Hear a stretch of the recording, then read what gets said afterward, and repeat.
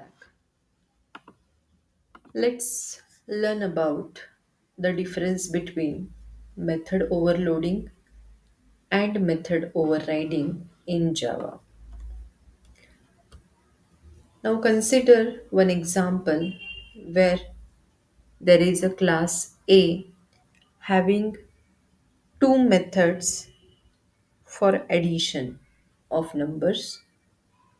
But if you can observe here, both methods are having same name, but one method seems to be without parameter and second method is with parameter. Many of the times while implementing project we need to have methods with same name like display function. It is easy to remember the name of the display function because it is used to display the records, data or values.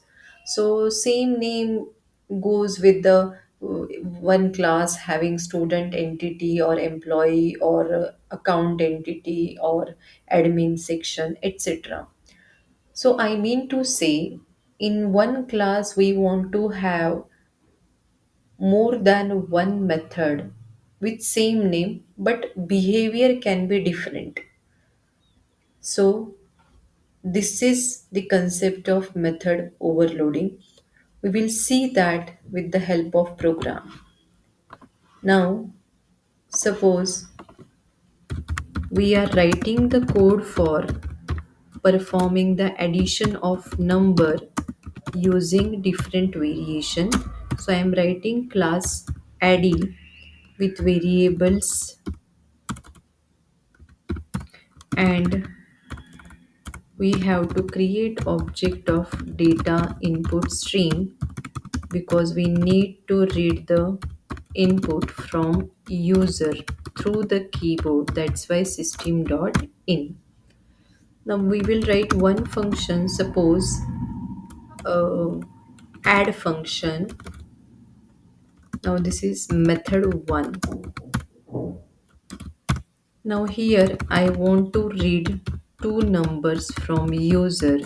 So I am giving a message. First of all, enter two numbers, and we have to read that number into A and B variable by converting them into the respective integer format by using wrapper class.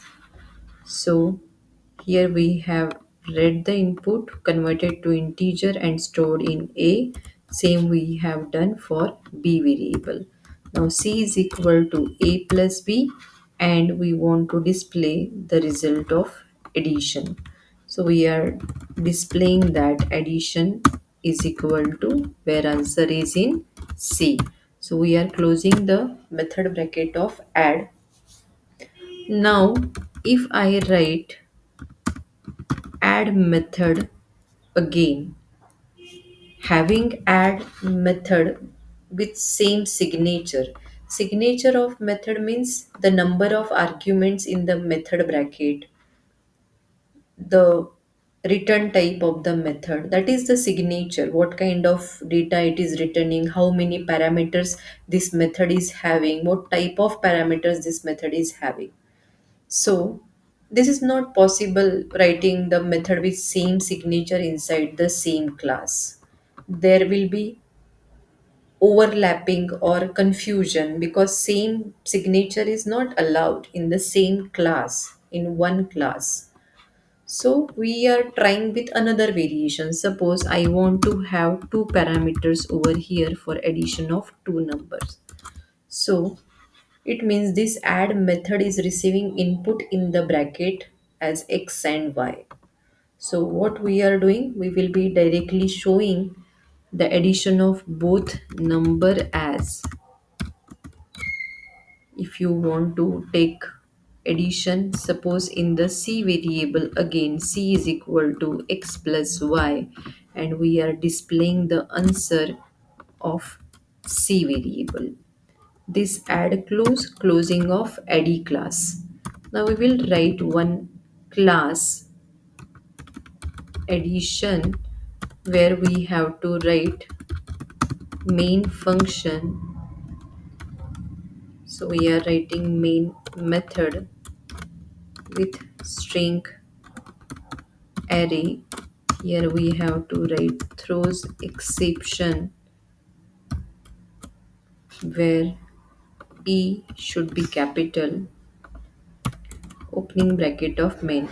Now here we have read the input from user, that's why we will write here throws exception. Now we have to create object of add class to call this add method and this add method. So we are creating object of add class. Suppose o1 is equal to new add. Now we have created object of add class. Now if we want to call this add method is having no arguments, so we will be calling it like o1 dot add, no arguments. Now for calling this add method, it is expecting two numbers from the calling program. So we are writing o1 dot add and we are passing any two random numbers over here. Closing of main, closing of class. Now we will save this file with addition name because it is having main method.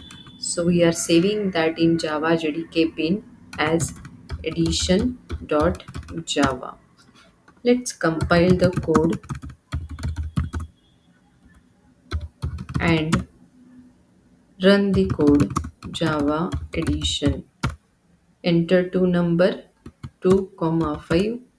Addition is 7 and for this 3 plus 5 it has given addition as 8. But how this execution has happened if methods are having same name, whether compiler is not confused about having same name? So, how the compiler resolves this issue? While compiling, compiler is checking for syntactical errors. If there are no error, it will check are there any function call. Now these are the function calling statement. So for this function call statement, compiler tries to bind this function call with function body. So it searches for the add method, but compiler finds two add method in the class. So it gets confused. So compiler first checks, are there any argument in our call? So it checks here are the two arguments. So our match is not getting properly. So here it is having zero argument. So it binds this function call with this method 1. For this, it again checks for the add method having two arguments. Here are the zero arguments, so it is not matching. But here are two arguments, so it is matching, and both are having integer value and integer data type here. So this function method call is binded with this method definition. So compiler is able to decide which call has to be bind with which function definition or body. And how the compiler differentiate? Because compiler can differentiate on the basis of three steps. It will check the number of arguments. If the arguments are same, it will check for the type of argument. If that is also same, it will check for the return type of method. So accordingly, it can differentiate among the same method name.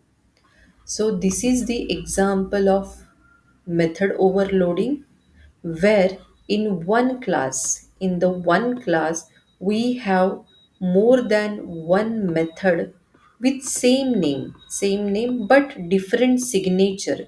Signature means the number of argument, type of argument, or the return type of method is different.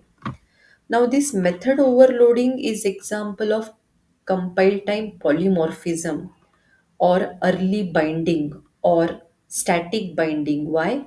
Because at the time of compilation itself, the compiler is able to decide which call to be linked with or bind with which method body. Because it's very easy to differentiate. easy to identify or distinguish because there is a variety in the number of argument, type of argument, or written type of method. That's why this is the example of compile time polymorphism. So, in method overloading, when there are more than one method of same name in one class, that is the concept of method overloading. But importantly, the signature of method should be different.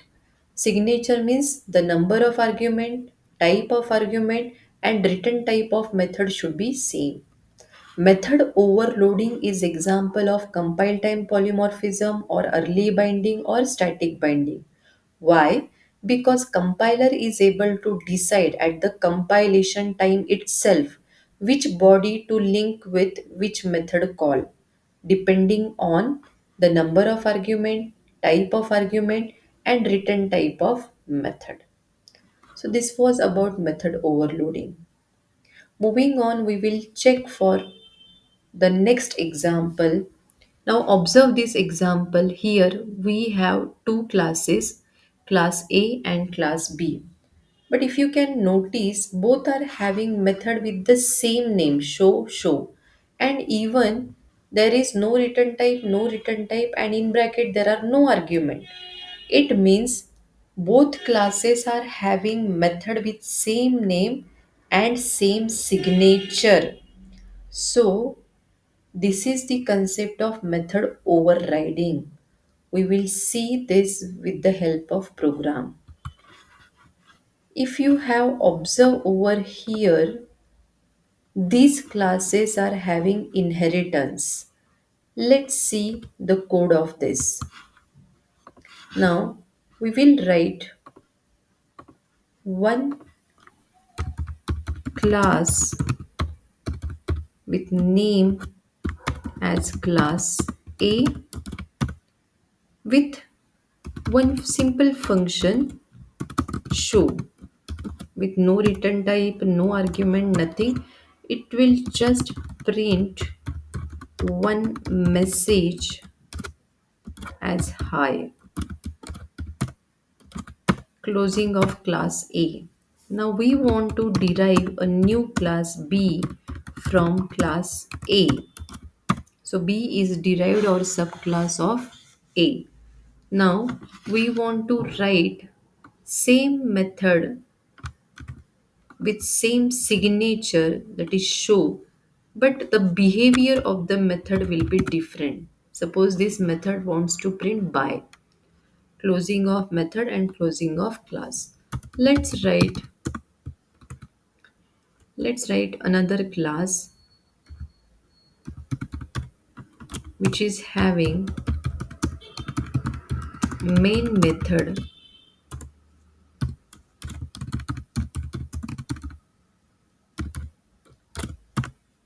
Now we have to create object of class B because A and B class are in inheritance, and as per inheritance definition we can have object of B class to call the function of class A. So we will create object of only derived class, that is B. So if we write B is equal to new B, and if we call function B dot show, let's see what we get. We have to save the file with over.java, compile the code,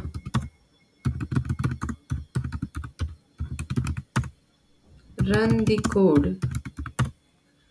We received output by. So it means it has executed the method body of B class with by behavior. But what about show method of class A? Let's see how this would have been done. At the time of compilation, compiler goes for checking syntactical error.